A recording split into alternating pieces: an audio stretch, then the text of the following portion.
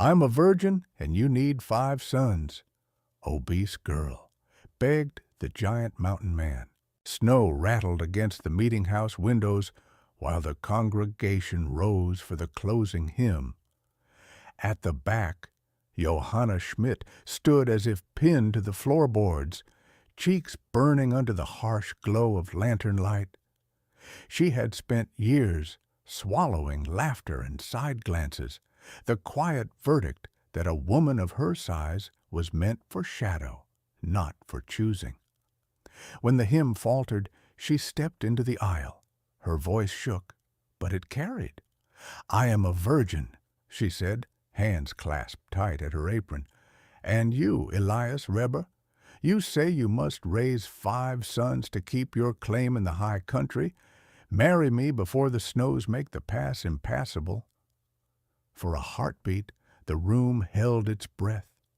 Then the whispers sharpened, slicing like sleet. Chuckles rolled from the men's benches. A few girls touched their bonnets, wide-eyed with delight at the scandal. Someone tisked that Johanna was shameless. Another muttered that a mountain man would never take a wife built like a freight wagon.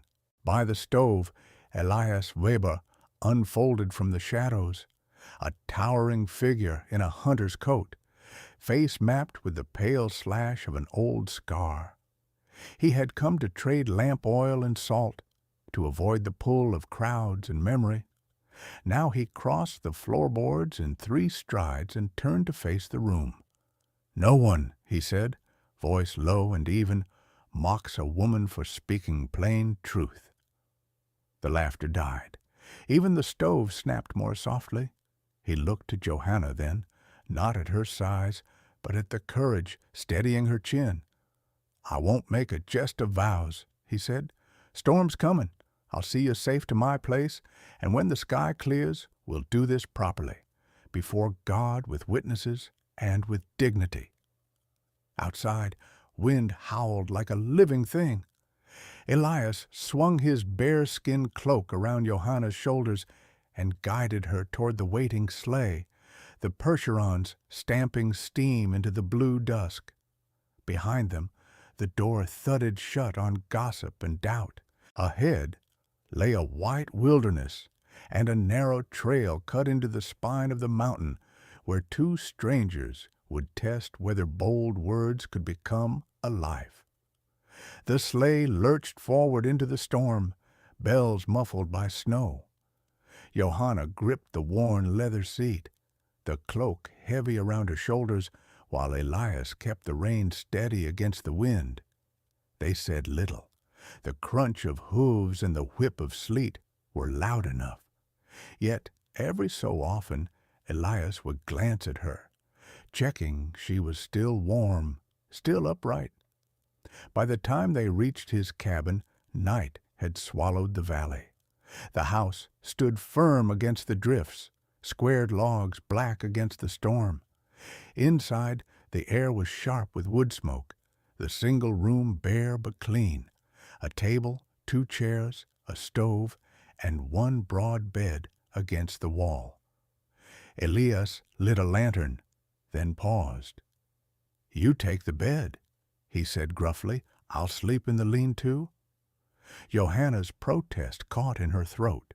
She had half expected him to demand what the town had always hinted, that her worth began and ended with her body. Instead, he offered distance and respect. She nodded, throat tight with relief.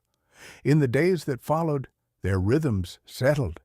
Johanna rose early, swept the floor, boiled porridge, and patched worn curtains. She filled the silence with small industry, and little by little the cabin softened. She even found dried sage and juniper by the hearth, reminders that Elias had once gathered herbs, perhaps not only for himself.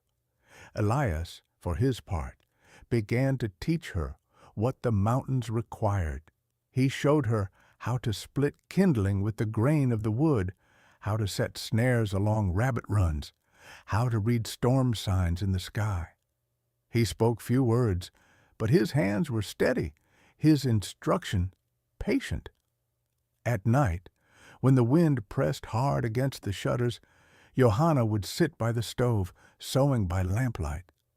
Elias would mend harness straps or sharpen blades. Often silence stretched between them, but it was no longer heavy, it was shared. One evening the storm broke. A moon, cold and full, cast silver across the drifts. Elias returned from hauling water, frost crusting his beard, and found Johanna humming while stirring stew. The scent, rich, hearty, filled the cabin. He stopped in the doorway, watching her. "My mother used to make that," he said at last, voice quieter than she had ever heard it. Johanna looked up, startled, and something passed between them, a recognition of grief carried and work endured, of two lives scarred but not yet finished. It was not yet love, not yet trust, but it was the beginning of both. Winter deepened, the valley buried beneath white silence. For a time, the mountain cabin was a world unto itself. Firelight, chores, the steady pulse of survival. Yet peace never lasts long on the frontier. The first shadow came in the form of strangers. One morning, Johanna was hauling snowmelt to the stove when she spotted 3 riders below the ridge. Their coats were fine, their horses restless, the lead man with a waxed mustache that glinted cruelly in the sun. They bore the insignia of the railway company expanding westward. At dusk, Elias returned from the trapline, jaw tight. "They came to me first in autumn," he admitted, said the valley was marked for track and depot, offered coin, then threats. Johanna's breath caught. And now? They'll press harder. Men like Cain. He spoke the name like a stone spat into the fire. Don't take refusal kindly. Days later, the threats sharpened. Cain himself arrived, boots crunching outside the cabin, voice slick with authority. He declared the land seized under company decree, and when Elias stood firm, Cain's eyes slid toward Johanna. "A pity," he sneered, "when a woman has thrown her lot in with a doomed man." That night, fear kept Johanna awake, but another sound roused her, a knock, gentle but urgent. At the door stood Naya, a woman of Apache blood, her dark braid dusted with snow. Years ago, Elias had saved her son from a blizzard. Now she came bearing herbs for Johanna's cough and something more, knowledge. "This valley is not theirs to claim," Naya told them, laying out weathered maps and a brittle parchment. "Our elders signed a treaty 40 years past. The line they draw for the railroad lies south of this mountain. If you hold this ground with courage, truth will stand beside you." Johanna touched the paper with reverence, pulse quickening. For the first time, she felt not only the weight of survival, but the stirrings of purpose. The cabin was no longer just refuge. It was a place worth defending. Elias said little, but the next morning she found him repairing the door frame, hammer strokes sharp as gunfire. When she asked why, he only muttered, "If they come again, they'll know this place is held." Johanna realized then she was no longer simply the girl who had begged for a husband. She was becoming the woman who would stand beside one. The thaw came suddenly, snowmelt rushing down the gullies like veins of silver. With it came the company men again, this time not with papers, but with rifles slung casual across their saddles. Cain rode at the front, a cruel grin pulling his lips thin. Johanna stood in the doorway as Elias stepped outside, broad shoulders squared, shotgun cradled but not raised. The air was taut, every breath visible in the morning chill. "You've had your warning, Ridgeman," Cain drawled. 30 days have passed. The valley's ours by right of progress. Pack your woman and be gone. Elias's answer was steady, a rock against the stream. This ground is bound by treaty. No paper you carry will change that. Cain's eyes slid to Johanna, lingering with mockery. And the girl, she'll tire of mountain snow soon enough. Pretty thing, in her generous way. Maybe she'd fare better with men who can offer more than pine walls and rabbit stew. Heat flushed Johanna's cheeks, shame rising. But before she could lower her eyes, Elias's voice cut like steel. You'll not speak her name again. For the first time, Johanna saw his temper break through the careful mask. His scarred face burned with a fury that was not violence, but protection, and it struck her harder than Cain's insult ever could. The standoff ended without shots, but not without scars. The riders left, promising to return with lawmen. Elias watched them vanish down the valley, jaw hard. That night, by firelight, Johanna's hands trembled as she mended a torn shirt. I brought you trouble, she whispered. Elias set the shirt aside and looked at her fully. No, he said, you brought me reason. She held his gaze, breath caught. Outside, wind rattled the shutters, but within the cabin a fragile truth settled. They were no longer two souls surviving by proximity. They were bound now, not by bargain, but by choice. And choice, Johanna realized, demanded courage. The valley held its breath, caught between a spring thaw and the shadow of the railroad men. Each day, Johanna and Elias worked side by side, mending fences, planting seed, repairing the barn roof against the coming rains. Yet, beneath the rhythm of chores, unease grew. One evening, as Johanna stored linens in the cedar chest Elias kept at the foot of his bed, her fingers brushed something hidden beneath folded cloth. She drew out a leather-bound journal, its pages brittle with age. Across the first page was a name she knew too well. Abraham Schmidt. Her grandfather, heart-pounding, she read by lantern light. The journal detailed an agreement made with territorial officials decades earlier, granting the Schmidt family rights to water that flowed from the mountain springs. It was proof not only of her family's forgotten claim, but also of why Cain and his railroad masters pressed so hard to seize the valley. When Elias entered, mud still clinging to his boots, Johanna's voice trembled as she held out the journal. This was my grandfather's. They laughed at me all my life, said our family was worthless. But this changes everything. Elias studied the pages, brow furrowed. This is why Cain wants the land. Whoever holds these rights controls every farm from here to Junction City. Johanna's hand shook as she pressed the book to her chest. If we reveal it, the whole town will know. But if they see me, the fat Amish girl they mocked, will they believe? Elias stepped closer, his rough hand closing gently over hers. They'll believe because you'll speak truth, and because you won't stand alone. But even as strength flared in her heart, danger pressed closer. That night, distant torchlight flickered on the ridge. Men's voices carried on the wind, and the unmistakable ring of axes echoed through the dark. The railroad was no longer waiting for paper decrees. They were cutting their claim into the land itself. Johanna lay awake, clutching the journal beneath her pillow, realizing the valley's fight had become her own. And tomorrow, she would no longer be the woman who begged for a husband. She would be the one who demanded justice.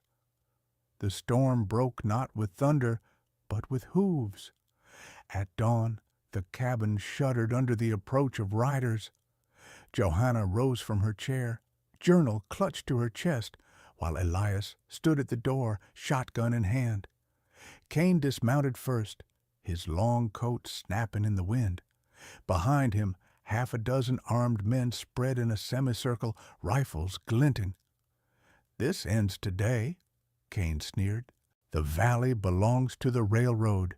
Hand over the woman and the deed, or I'll take both from your ashes." Johanna's knees wavered, but she stepped forward until she stood beside Elias, her wide frame filling the doorway. "You'll not take me," she said, voice steady, "nor this land. My grandfather's words bind it to us by law and by God." The men laughed, cruel and sharp, but Elias's voice cut through. "You see her," he thundered. "That's a woman of courage. Mock her again, and you'll answer to me." Cain spat into the dirt. "You're one scarred hermit with a shotgun. We've got lawmen and rifles." "Maybe," Elias said, leveling the barrel, "but you've never had to face truth spoken plain." The standoff teetered. Then from the ridge, movement. Neighbors, farmers, even Naya and her Apache kin, filing down with rifles and bows. Behind them, townsfolk bearing lanterns and tools. A wall of bodies closed in, silent but resolute. Cain's men shifted uneasily, the odds shifting before their eyes. "You can't scare a whole town," Johanna said, her voice ringing across the clearing, "not when they've found their courage." Rage twisted Cain's face, but fear broke his stance. One by one, his men lowered their weapons, muttering curses as they backed away. Cain, left alone in the circle of eyes, snarled, "This isn't over." But it was. Sheriff Miller, riding in with the last of the townsfolk, clapped irons on him before the words had cooled in the air. As Cain was dragged away, Elias lowered his shotgun. The silence after was deafening until Johanna reached for his hand. Together they stepped into the light spilling from the cabin door, not as outcasts, but as leaders of a valley reborn. That night, the cabin glowed like a lantern against the mountainside. The storm had passed, but its memory clung in the smell of gunpowder and trampled earth. Inside, the hearth burned high, casting warmth across the wooden walls. Johanna sat at the table, her grandfather's journal resting between her hands. The laughter of neighbors drifted outside as they shared food and stories, refusing to leave the couple alone in their triumph. Yet, within the cabin, quiet reigned. Elias leaned against the doorframe, arms crossed, watching her. For once, his scarred face held no shadow. "You've given them something I never could," he said softly. "A reason to believe." Johanna looked up, tears bright in her eyes. "All I ever wanted was to belong. Today, for the first time, I felt enough." Elias stepped closer, sliding the journal aside, and took her hands in his. His rough palms dwarfed hers, but his grip was steady, reverent. "You are more than enough. You are the heart of this valley, Johanna." The words sank deep, stronger than any vow spoken in church. A sudden cry rang out outside, a child's laughter, bright and unburdened. Johanna smiled, and Elias, drawn by an instinct long buried, wrapped his arm around her shoulders. Together they looked through the window, watching life return to the valley they had saved. "You're safe here," Elias whispered, his voice breaking. "It's your home now, if you'll have it." Johanna's tears spilled freely, not of shame, but of joy. She leaned against him, the firelight dancing over their faces, and beyond the window the mountains rose eternal, holding their secrets. Would love be strong enough to guard this fragile peace? The answer, like the horizon, remained open. Yet for tonight, hope filled the cabin. Stories like Johanna's remind us that even the most broken beginnings can grow into something strong, something worth fighting for. She was mocked, cast aside, and left with nothing. Yet in the end, she found not just love, but the courage to lead others and claim her place in the world. Every time I share a tale like this, I'm reminded that courage is contagious. When one person dares to stand tall, others will follow. Now, I'd like to ask you, where are you listening from tonight? Do you believe that love, spoken with truth and fought for with courage, can change even the harshest of worlds? Leave me a comment and let me know. And if you still believe in love stories that defy the odds, don't go anywhere. The next story is waiting for you.